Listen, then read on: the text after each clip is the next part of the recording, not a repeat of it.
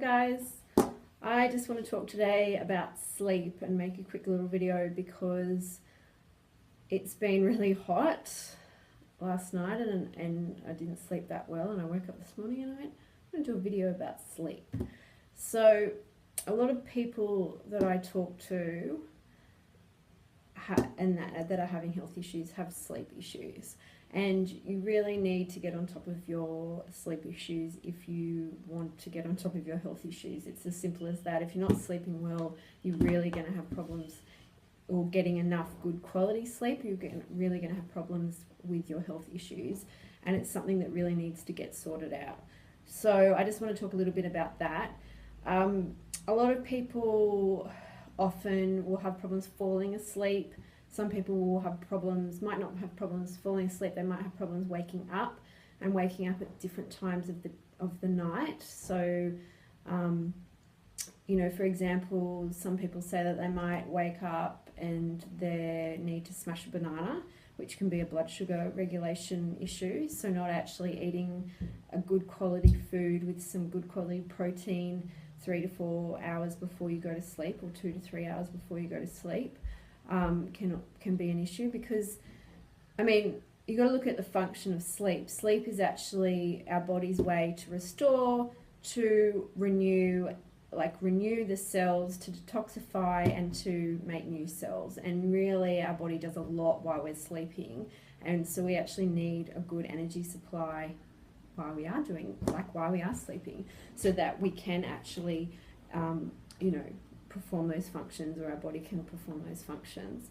So often people will wake up and they'll have blood sugar level issues, and you might wake up and you might not feel hungry, but sometimes it can still be a blood sugar issue. Waking up between 2 and 4 p.m. or 2 to 4 a.m. can sometimes be a liver. In Chinese medicine, it's known as to be a liver issue, because that's when your liver's working the hardest. So if you're waking up between those times, sometimes it can be liver. It can also be cortisol. So your cortisol levels, if people are, adrenally fatigued or have adrenal issues, or are making too much cortisol, which is your stress hormone, that can actually play a big role in your circadian rhythms and your melatonin production.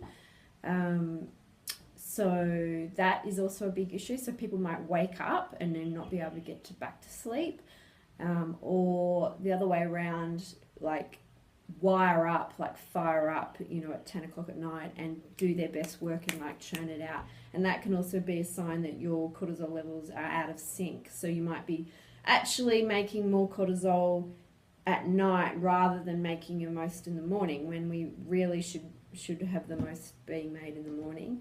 And then really struggling to get out of bed and not being able to function for quite a few hours, and really struggling through the day, and then all of a sudden feeling great in the afternoon, 5, 6, 7 o'clock at night, and then you're on fire, and then you get shit done, and then you go into bed at 2. So there's a lot of different sleep patterns, but they all mean something. So you can look at your sleep patterns and really figure out a lot of the time what's going on, and then go about addressing that. So it's not about there's a few things. Okay, quality of sleep is a big issue. So a lot of people go, I've got my 8 hours, but the actual quality of sleep they're getting isn't good. They might be disrupted. There's things like sleep apnea and other sort of breathing difficulties that can be an issue, like snoring and that type of thing. It might be that you're sleeping with a partner that snores. It could be that you've got kids and you're waking up in the middle of the night. That's a hard one. But the quality of sleep is really important as well. And going to sleep at a decent time and getting a decent amount of sleep. So a lot of people will function on 4 to 5 hours sleep a night, and I'm really sorry, but that is not enough. So anything less than 6 hours is actually going to cause stress on the body. And some people often, I know I personally function best on about 7.5, 8 hours sleep a night, and I really need to make sure I get it. you need to make sure you get to bed at a decent time. So none of this. Last night was a bit of an exception. I went to bed quite late because it was so damn hot. But normally I try to get to bed and be in bed asleep by 10:30 at the very latest. I really like to be in bed asleep before then, but sometimes I understand it doesn't always happen, but that is my goal. And that really should be your goal too. So getting to sleep before at a decent time, because you know, the later you go to bed, it really does stuff up your rhythms as well.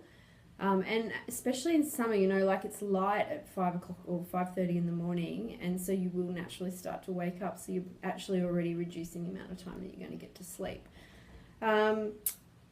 Creating a good sleep environment is really important. So making sure that your bedroom is a desirable place to go to bed. Like, have you got nice linen? Have you got a good pillow that's comfortable and is going to support your neck? I use an eye mask. I use earplugs. Last night I had a fan blaring. Making sure that you've got adequate airflow. Using things like essential oils before you go to bed can also be really good. So things like lavender oil, put it in diffuser. You can put a few drops on your pillow to help you relax. Having a ritual, I think, as well before you go to bed. So, you know, doing a certain set of things, which probably most people do, but really being quite methodical about it. You know, you might start to, and screen time is a big part of this. So the light from the screens, which are now a lot of people are cottoning on to, can actually be really disrupting to your circadian rhythms again, because the white light from your screens, or the blue light that they call it, can actually inhibit your melatonin production. So getting an app, or now a lot of the iPhones and iPads and Apple products now have a setting in, it's in general settings or something like that, where you can actually put it into nighttime mode and the blue light gets blocked. There's an app called Lux, which is a really good one that you can download to actually filter it. You can also get glasses to filter the blue light, which are like yellow lenses. For people that are having real sleep problems, you know, that wouldn't be too far-fetched to try and do that. So that if you do have to be on a screen, you know, you're really blocking out not just the light from your computer, but also the light from, you know, the TV and from the other appliances that are blue that emit blue light in your house. Switching off electronic devices in your room, so putting your phone onto night mode or aeroplane mode, switching off your Wi-Fi if you can, unplugging your electronic devices, like doing as much as you can to actually create a good environment for you to have productive sleep is the aim of the game. And then stress management is a huge factor, especially when we're talking about cortisol levels. So stress isn't just emotional or psychological stress, which is a huge part of it, especially because now we're living such busy lives and we're constantly bombarded with technology and with, you know, work and emails and all of that. That is a huge part of it, but it's also, you know, nutritional stresses. So it could be nutritional deficiencies. Magnesium is a big one. You know, some of the B vitamins like B3 and B12, environmental stresses, environmental toxins that you're ingesting and your body is actually having to work harder to detoxify. They can all be things that cause stress in your body as well. And then, of course, we're talking about diet. So eating enough fruit and vegetables so you're not getting any nutritional deficiencies.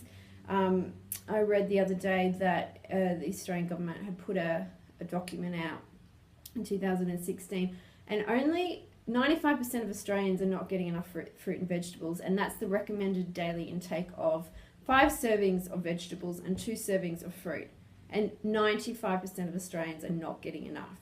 So getting your diet, like cleaning up your diet, getting in more greens. So, you know, often you might be deficient in, you know, lots of different nutrients, and they might not be a massive deficiency, but enough to actually disrupt your sleep, and disrupt your liver production or your liver capabilities, so that you are waking up in the middle of the night.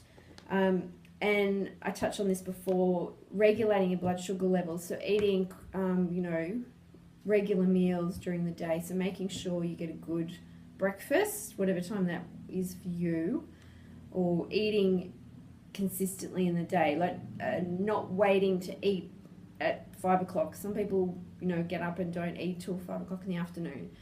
No. Being consistent and regular so that your blood sugar levels are stable, so that then at night you're eating a meal, you're getting home, you're eating a meal that's got some good quality protein in it, and you're not going to have a blood sugar level crash in the middle of the night. That's a big one. A boiled egg can actually be really helpful. Sorry, vegans. Can actually be really helpful to eat maybe half an hour before you go to bed, because some of the amino acids in the egg can actually be quite beneficial for helping you sleep.